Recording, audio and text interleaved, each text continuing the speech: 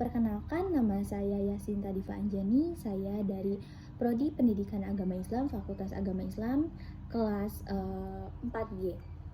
Di sini saya akan menjelaskan tentang kepemimpinan perempuan dalam perspektif hadis. Mata kuliah Hadis Tarbawi, dosen pengampu Ibu Hajah Debibik Nabilatul Fauzia LC.MA. Di sini saya akan membahas tentang hadis tarbawi, arti dari hadis, syarah hadis, kemudian pendapat para ulama, dan nilai yang dapat dipetik dari hadis. Pada dasarnya kedudukan perempuan pada zaman Nabi ini bukan hanya sekadar menjadi seorang istri atau menemani atau menjadi pelengkap laki-laki. Namun kedudukan perempuan ini dianggap setara dalam hal hak maupun kewajiban di hadapan Allah Subhanahu wa Ta'ala. Adapun kedudukan kepemimpinan perempuan dalam urusan umum masih menjadi kontroversi.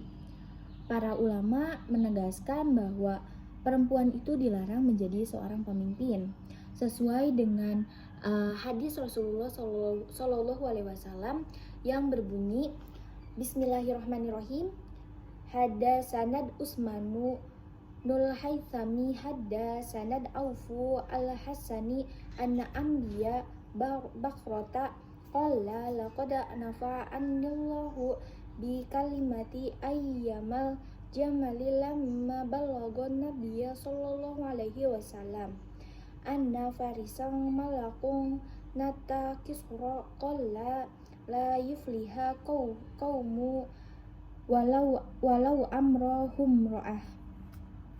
Artinya dari Utsman bin Haisam, dari Auf, dari Hasan, dari Abi Barqah berkata, Allah memberikan manfaat kepadaku dengan sebuah kalimat yang kudengar dari Rasulullah Shallallahu Alaihi Wasallam pada hari menjelang perang Jamal.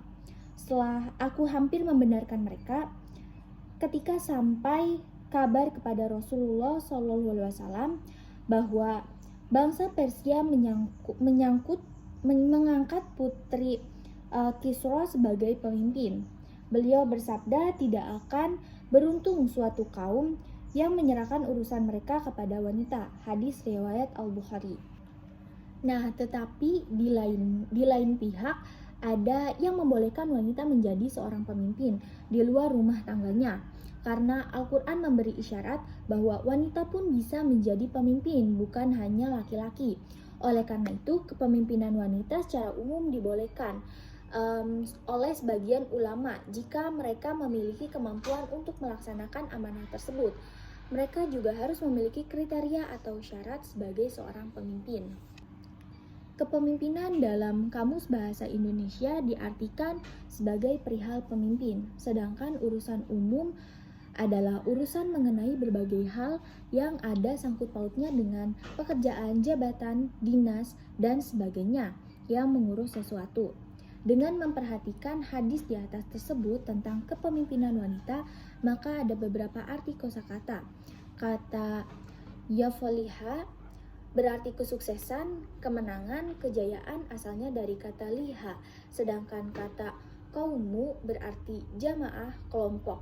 Selanjutnya kata amrohum berarti urusan, asalnya dari kata amro. Adapun kata amroah berarti perempuan atau wanita, asalnya dari kata amroah. Jamaknya adalah ansa'u yang berarti perempuan.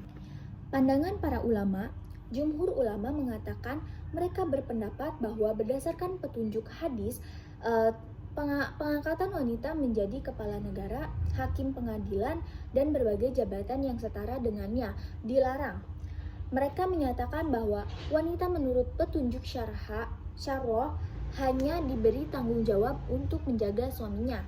Kemudian menurut At-Tabari, boleh seorang wanita menjadi pemimpin, bertolak pada kebolehan perempuan menjadi saksi dalam proses pernikahan. Kesesuaian interpretasi Al-Tabari ini merupakan pelengkap kisah Kisra yang merobek surat Rasulullah SAW sebagai hukuman Allah Subhanahu wa taala. Sebagian ulama tidak berpendapat bahwa perempuan tidak bisa jadi pemimpin dengan alasan berkaitan dengan peristiwa suksesi di Persia. Ketika itu raja meninggal, para petinggi kerajaan dinobatkan menjadi ratu oleh kerajaan Persia, menjadi berantakan. Nah, kepemimpinan perempuan itu merupakan isu yang tidak ada habisnya untuk dibicarakan. Beberapa teologis Islam mempertimbangkan menjadi alasan untuk selalu memposisikan yang utama mengajar, mendukung kesetaraan antara laki-laki dan perempuan. Pandangan terhadap perempuan sebagai pemimpin dinilai buruk dan dilarang. Padahal pada zaman sekarang sudah banyak perempuan yang menjadi seorang pemimpin karena adanya gerakan keperempuanan serta kesetaraan gender. Dan pada zaman sekarang ini sudah tidak asing lagi seorang perempuan itu menjadi seorang pemimpin, dan sudah banyak dari kalangan perempuan itu menjadi seorang pemimpin, baik pada ranah politik, budaya maupun sosial. Nah, banyak kita temui juga perempuan-perempuan yang menjadi seorang pemimpin itu tidak bukan berarti seorang perempuan itu akan menghancurkan jabatan itu sebagai seorang pemimpin. Dan banyak juga kalangan perempuan yang meruntuhkan persepsi bahwa perempuan itu tidak cocok untuk menjadi seorang pemimpin. Nah, perempuan itu menunjukkan bahwa ia mampu menjadi seorang pemimpin.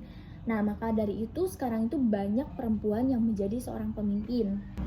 Nah, pada zaman sekarang ini perempuan itu yang tidak diperbolehkan untuk menjadi seorang pemimpin, atau mereka itu hanya dianjurkan untuk melakukan pekerjaan yang hanya domestik saja, itu termasuk patriarki di zaman sekarang ini gitu. Jadi sekarang ini perempuan itu berhak untuk meruntuhkan persepsi orang-orang bahwa perempuan itu tidak bisa menjadi seorang pemimpin gitu. Jadi perempuan itu sekarang banyak menunjukkan dan membuktikan bahwa mereka itu mampu menjadi seorang pemimpin. Baik, hanya itu yang dapat saya jelaskan, kurang lebihnya mohon dimaafkan. Ihdinas siratal mustaqim, wallahul muwaffiq ila aqwamit thoriq. Wassalamualaikum warahmatullahi wabarakatuh.